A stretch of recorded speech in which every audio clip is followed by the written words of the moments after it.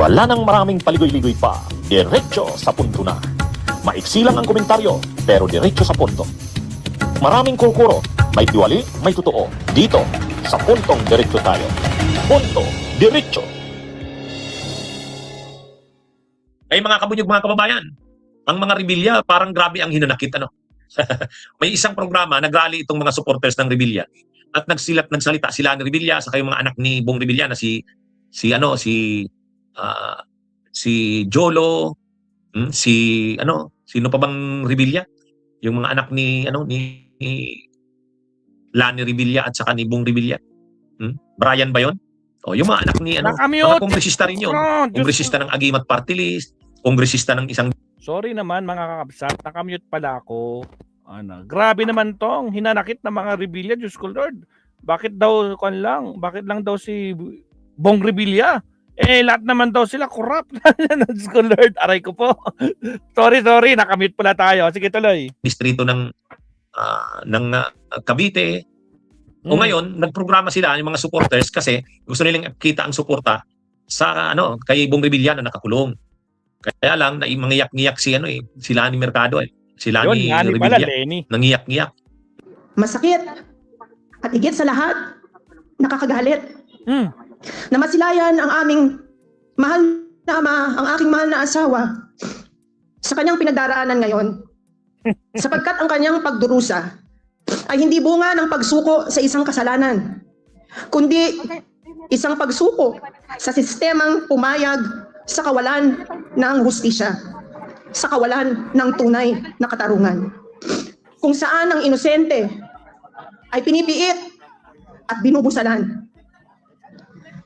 Ito ay sugat sa puso namin, sugat sa mga supporters niya at sugat sa bawat isang mamamayang Pilipino na kanyang tinulungan. Isang malakas na dagok sa aming puso at damdamin. Ngunit dahil po sa inyong pagmamahal na pinapakita ngayong gabi, sa inyong suporta at panahon na inuukol sa gabing ito,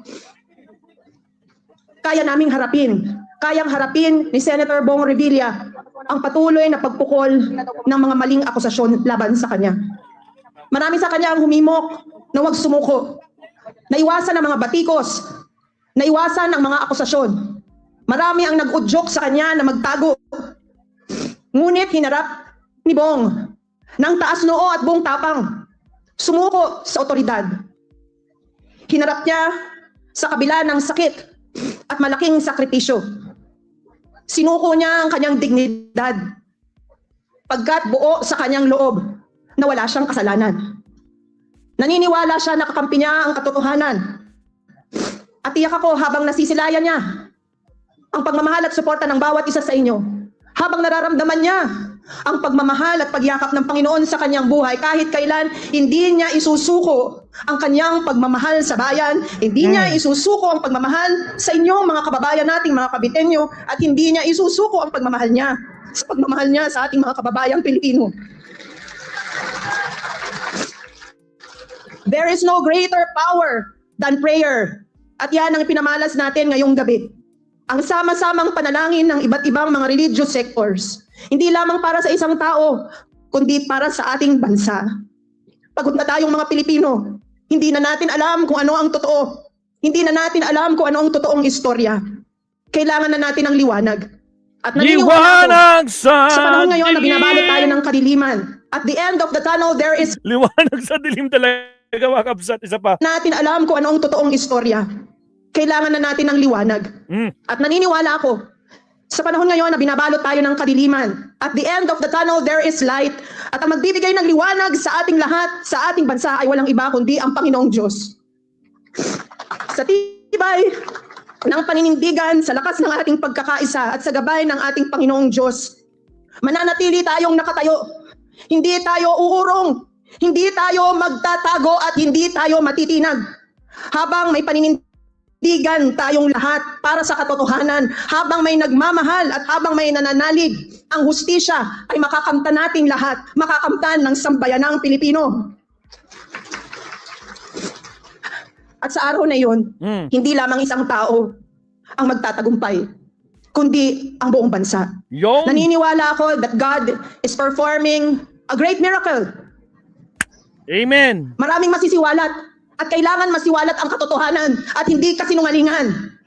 Huwag tayo basta-basta maniwala sa fake news na nakikita natin sa social media. Huwag tayong basta magpapabilog sa mga nababasa natin. Mag-fact check po tayo. Tama. At ang pagmamahal na nandito sa ating puso, ang siyang manaig sa katotohanan. Ang pagmamahal natin sa Panginoon, ang siyang manaig para makita natin ang liwanag, para makita natin ang katotohanan. Muli, maraming salamat sa inyong lahat. Binabalik namin ang pagmamahal sa Panginoong Diyos, na siyang Panginoon nating lahat, na siyang gagawa ng milagro, na siyang magtutuwid ng storya ng ating mga buhay at kasaysayan ng ating bansa. Panginoon, kayo na ang bahala sa aming lahat. Kayo na po ang bahala sa buhay ni Senator Bong Revilla at sa aming buong pamilya. Pagkalooban niyo po kami ng lakas at paninindigan hanggang sa huli. Hanggang sa huling patak ng aming dugo, hanggang sa huling hininga naming lahat.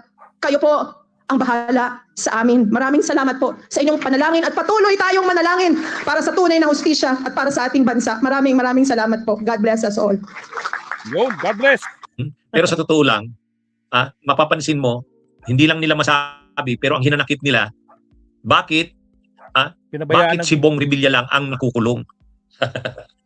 Ang daming pinapangalanan ng mga senador at kongresista ang nakulong at mabilis na nakulong si Bong Revilla. Di bali, attorney, Nasaan na sila Jinggoy, sila malapit Chis Escudero, na. Joel Villanueva. nasa advanced stage na daw itong si Joel Villanueva. According sa ombudsman. Diyos ko Lord.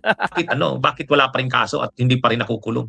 Ang mahirap niyan, kung hindi na makukulong sila Jinggoy, sila Joel Villanueva at si Chis, parang si Bong Revilla lang ang makukulong. Parang sacrificial lang ba? No? Sacrificial. Para lang ipakita na may accomplishment sa kampanya sa Aray ko po, sacrificial. anti-corruption. Ayan, kinulong si Bong Revilla.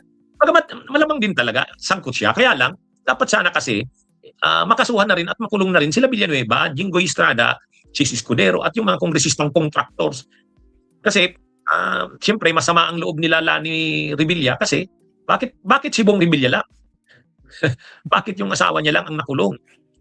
Kaya dapat sa parte ng administrasyon talagang kasuhan na si Joel Villanueva, si Jinggoy para makulong na ang mga yan. Kung hindi, iisipin na talagang si Bong Revilla lang ang sinakripisyo. Kaya masama ang loob ni Lani Revilla eh. Parang sinakripisyo ang kanyang asawa. Para mayroong masabing may big fish na nakakulong. Kaya parang ganun ang lumalabas. Parang, lahat naman tayo kurap. Sino bang hindi kurap? O bakit ang asawa ko lang ang nakulong? Parang ganun kung magsasalita si Lani Revilla. Siguro ganun yung naiisip niya. Korupsyon? Ay lahat naman kurap ng politiko eh. Maliban sa iilan. O bakit yung asawa niya lang ang nakulong? Lahat naman mga kurap ng mga...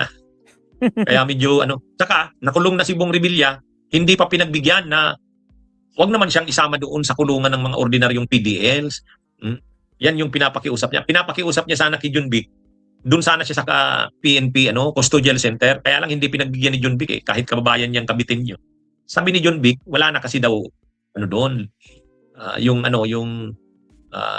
PNP Custodial Center, wala na yon. Kaya, nakulong ngayon si Bong Revilla kasama ng mga ordinary press. Pero may mga lumalabas sa balita, hindi, kaya-aircon daw. Anyway, hindi natin alam anong totoo. Kaya lang, ang sinasabi lang natin, parang masakama ang loob ng mga Revilla na si Bong Revilla lang nakakulong. Ang daming napapangalanan, pero si Bong Revilla lang. Kaya dapat talaga, ipakita na ng gobyerno na hindi lang yan, hindi naman si Bong Revilla, siya lang yung nauna. Pero kaya nga dapat makasuhan na at ma-issuehan na ng arestwaran para ma-aresto na itong sila Jinggoy at saka si Joel Villanueva at Chis Escudero para maipakita ng gobyerno na hindi totoo yung iniisip nila Revilla na sinakripisyo si Bong Revilla. Okay, mga kabunyog mga kabayan, magandang araw sa inyong lahat. Salamat. Bunyog, halika na kasama ka. Bunyog. Salamat, Attorney Enzo. Alright, so nako po. Bakit daw si Kwan? Bakit si Bong Revilla lang? Diyos ko Lord. Ang saklap naman nun, Diyos ko Lord. Alright. Ito mga ito naman, pag-usapan naman natin. Sabi ni Luis Tro, motion to dismiss. Hindi naman answer ang ginawa na depensa. Pakinggan natin to 4 hours ago. Last na to kay Attorney Enzo. Yan sa mga bagong pasok, huwag kalimutan mag-like and subscribe. Like and subscribe po tayo mga absat. Maraming salamat.